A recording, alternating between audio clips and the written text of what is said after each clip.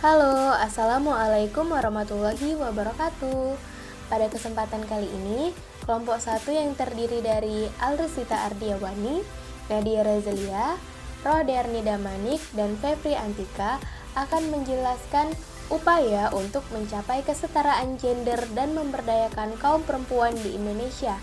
Nah, hal ini merupakan bagian dari mata kuliah Metode Penelitian Antropologi yang diampu oleh Ibu Dr. Ros Ramadana MSI dan K. Purnamasari SPD MPD. Sebelum itu, apa sih pengertian gender? Nah, gender adalah perbedaan antara laki-laki dan juga perempuan yang dibangun secara sosial dan budaya yang berkaitan dengan peran, perilaku, sifat yang dianggap layak bagi laki-laki dan juga perempuan yang dipertukarkan. Di Indonesia banyak loh bermunculan ketidaksetaraan gender pada masyarakat. Nah, apalagi pada masyarakat tradisional.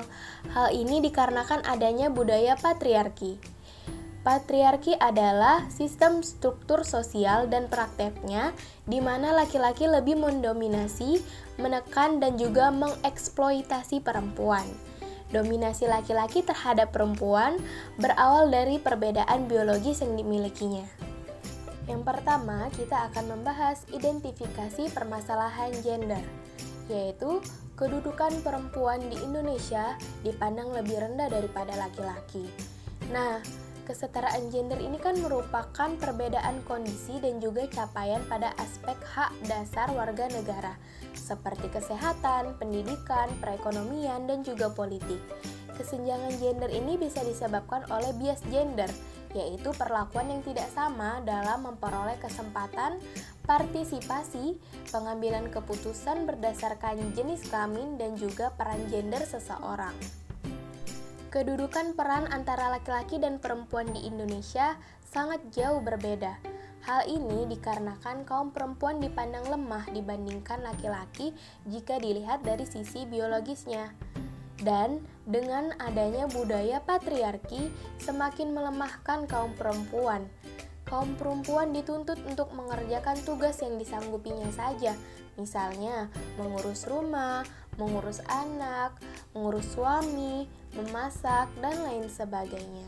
Sedangkan laki-laki lebih besar peranannya. Lalu yang kedua, adanya pembedaan yang dikotomis pada peranan ganda perempuan. Nah, zaman kan semakin berkembang dari masa ke masa, yang diaman kemajuan ekonomi dan juga globalisasi merupakan salah satu dari perkembangan tersebut. Partisipasi wanita saat itu bukan sekedar menuntut persamaan hak, tetapi juga menyatakan fungsi mempunyai arti bagi pembangunan dalam masyarakat Indonesia. Partisipasi wanita menyangkut peran tradisi dan peran transisi. Peran tradisi atau peran domestik mencakup peran wanita sebagai istri, ibu, dan pengelola rumah tangga. Kaum perempuan mengalami diskriminasi tidak saja di sektor domestik. Sektor publik kaum perempuan pun juga dialami. Semakin rendahnya tingkat pendidikan wanita, maka semakin besar pula kesenjangan upah yang diterima terhadap pria. Nah, perbedaan gender dalam pandangan kaum feminis sesungguhnya tidak menjadi masalah sepanjang tidak melahirkan ketidakadilan gender. Dengan adanya konsep peran ganda, maka perempuan tidak lagi melulu harus berkutat di sektor domestik, tetapi juga dapat merambah pada sektor publik. Nah, pada kenyataannya, berdasarkan data statistik di seluruh dunia, memang selalu menunjukkan bahwa angka partisipasi perempuan dalam pasar kerja dan politik selalu lebih kecil daripada laki-laki. Yang ketiga yaitu pekerjaan rumah tangga hanya menjadi tanggung jawab seorang istri. Hal ini tentu sangat tidak dibenarkan karena tidak hanya seorang istri yang menanggung-jawabi rumah tangga, tetapi suami seharusnya juga berperan. Namun, kebanyakan dari masyarakat Indonesia mematokkan bahwa wanitalah yang harus menanggung-jawabi pekerjaan rumah tangga tersebut. Nah, apa sih solusi dalam ketidaksetaraan gender? Nah, yang pertama yaitu dengan pengarusutamaan gender. Pengarusutamaan gender adalah strategi yang dilakukan secara rasional dan sistematis untuk mencapai dan mewujudkan kesetaraan serta keadilan gender dalam sejumlah aspek kehidupan manusia. Nah, melalui kebijakan dan juga program yang memperhatikan pengalaman, aspirasi, kebutuhan, dan permasalahan perempuan dan juga laki-laki ke dalam perencanaan, pelaksanaan, pemantauan, dan evaluasi dari seluruh kebijakan serta program di berbagai bidang kehidupan dan pembangunan. Melalui pengarusutamaan gender ini ada beberapa kebijakan, yaitu kebijakan responsif gender bidang pendidikan. Nah, di sini dalam bidang pendidikan, laki-laki dan perempuan seharusnya sama-sama memiliki atau menempuh pendidikan yang tinggi, tidak dipatokkan dengan di satu pihak saja. Lalu yang kedua yaitu sistem pendukung kebijakan responsif gender, perangkat sistem yang umum digunakan yaitu yang pertama ada alat analisis kesenjangan gender. Biasanya alat ini bertujuan untuk mengenali kebijakan dan faktor penyebab munculnya kesenjangan gender. Lalu ada perencanaan dan penganggaran responsif gender. Nah, perangkat yang digunakan dalam merencanakan program dan kegiatan yang mengintegrasikan dimensi keadilan dan juga kesetaraan gender. Selanjutnya ada audit gender. Perangkat pengontrol yang digunakan untuk memastikan bahwa program yang dilaksanakan sesuai dengan perencanaan dan penganggaran responsif gender.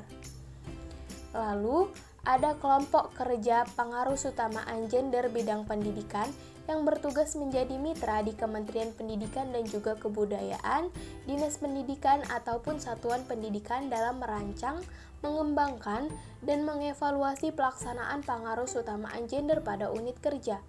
Dan yang terakhir, ada focal point gender.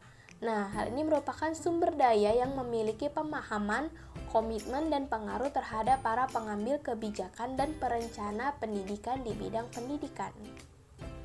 Lalu yang ketiga ada prasyarat lembaga pendidikan pelaksanaan pengarusutamaan gender bidang pendidikan, yaitu terdiri dari komitmen politik para pemimpin, mekanisme pelaksanaan pengarusutamaan gender bidang pendidikan, sumber daya, sistem informasi, alat-alat pendukung berupa panduan, modul pelatihan, dan juga alat analisis.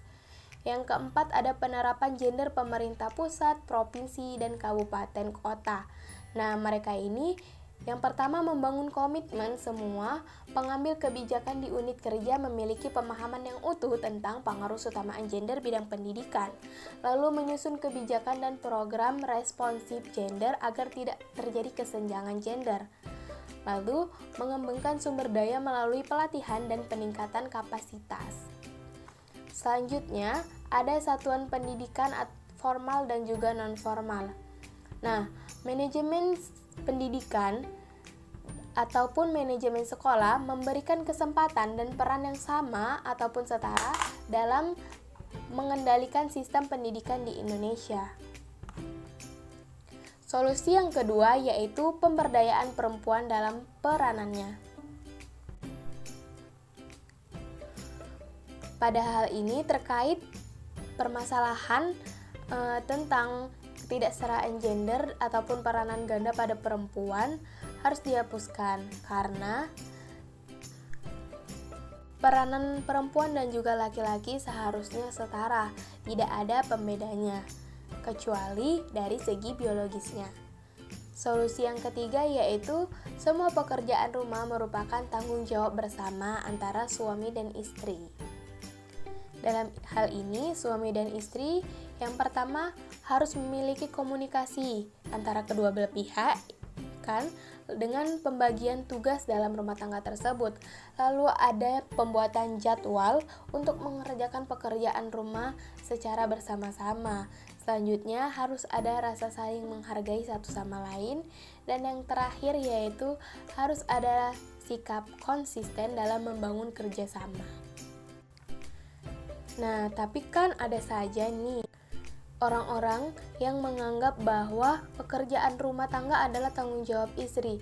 Solusinya yaitu yang pertama, perlunya ada sosialisasi terhadap kaum lelaki yang akan menjadi seorang suami ataupun yang sudah menjadi seorang suami bahwa perempuan tidak sepenuhnya bertanggung jawab atas pekerjaan rumah. Yang kedua, menanamkan pemahaman terhadap kaum lelaki dalam masyarakat bahwa perempuan juga memiliki tanggung jawab dan pekerjaan lain, terutama bagi perempuan yang memiliki pekerjaan pada bidang publik.